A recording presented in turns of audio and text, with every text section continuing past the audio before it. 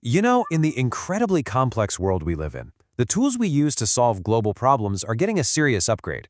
And today, we're going to look at a perfect example of how this is all playing out in the world of peacekeeping. So here's the million-dollar question. How do you actually keep the peace across a huge, complicated region? It's a massive challenge, right? It requires constant awareness and really the ability to see what's happening everywhere all at once. Okay, so let's get specific. We're talking about the NATO-led Kosovo Force. You might know them as K4. For decades now, their main job has been to keep things stable and safe in a region with a pretty tense history. And this is where things get really tough. We're not just talking about boots on the ground. Their mission is to keep a constant, watchful eye over massive areas of land to make sure people can move around safely. That is a huge, huge logistical puzzle to solve. So how do you solve a problem like that? Well, you get an eye in the sky. And in this case, it's a specialized drone called the eBee Vision. This is the exact piece of tech designed to meet that challenge head-on. So yeah, K4 is officially getting a couple of these systems. And I want to be clear, this is a lightweight, fixed-wing aircraft. It's not designed for combat. Its one and only job is to gather information. You're going to hear this acronym a lot in this space, ISR. It stands for Intelligence, Surveillance, and Reconnaissance. But honestly, just think of it as this drone's entire job description. Be K4's eyes in the sky and give commanders a live, accurate picture of what's happening on the ground. All right, so what's so special about this particular drone? Let's pop the hood and look at the specs, because this is where you really see why it's perfect for a mission like this. First up, flight time, 90 minutes. An hour and a half? Now that's a big deal. It means the drone can stay up there, providing a continuous watch over an area without having to constantly land for a battery swap. And then there's the range. We're talking 12 miles. Think about what that means. The people operating this thing can be tucked away in a safe spot, far from any potential trouble, while the drone goes out and covers enormous, sometimes really dangerous territory. Okay, this one is critical. It can be up in the air in just 3 minutes. 3 minutes. When a situation is developing fast, you just can't afford to wait around. That kind of speed is an absolute game changer.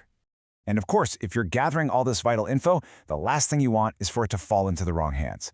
That's why everything is locked down with AES 256 encryption. I mean, this is military-grade stuff. It basically makes the data feed secure and unhackable. Okay, so the drone itself is impressive, for sure. But that's only part of the story. How you get the tech is almost as important. And this is where things get really interesting for NATO and its allies. It all comes down to this stamp of approval, basically. It's called Blue UAS cleared. You can think of it like a pre-approved, best-of list curated by the U.S. Department of Defense. They do all the hard work, all the testing for cybersecurity, making sure it's totally secure and reliable. So why is that such a big deal? Well, it creates a fast track. Once a drone makes it onto that Blue UAS list, it's like getting a golden ticket. Not just for the U.S. military, but for allies like the ones in NATO. It lets them skip months or even years of bureaucratic red tape. And you can hear it straight from the source. The CEO of EagleNXT, Bill Irby, basically said it himself. Being on this list is all about speed. It's about getting this crucial technology to the peacekeepers on the ground fast, no delays. It's about making the world safer. So let's zoom out for a second. What does this all really mean? When different countries, different allies all start using the same secure, pre-approved tech, well, that unlocks a whole new level of cooperation. So for the actual K4 teams in the field, what does this look like day to day? Well, it means they can monitor hotspots in real time. It means they can check out a route before sending troops down it. They can keep an eye on borders, gather intelligence, all of it, with way more safety and efficiency. But here is the real magic for an alliance like NATO. When everyone's using this same system, they can train together, they can operate together, they can share data. It just works.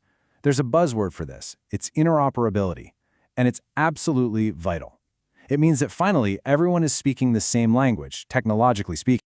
So what we're really seeing here is that advanced drones, they aren't just some fancy new toy anymore. They're becoming a standard piece of a modern peacekeeper's toolkit. And that leaves us with a really big question, doesn't it? As this tech gets even smaller, faster, and smarter, what does the future of peacekeeping itself even look like?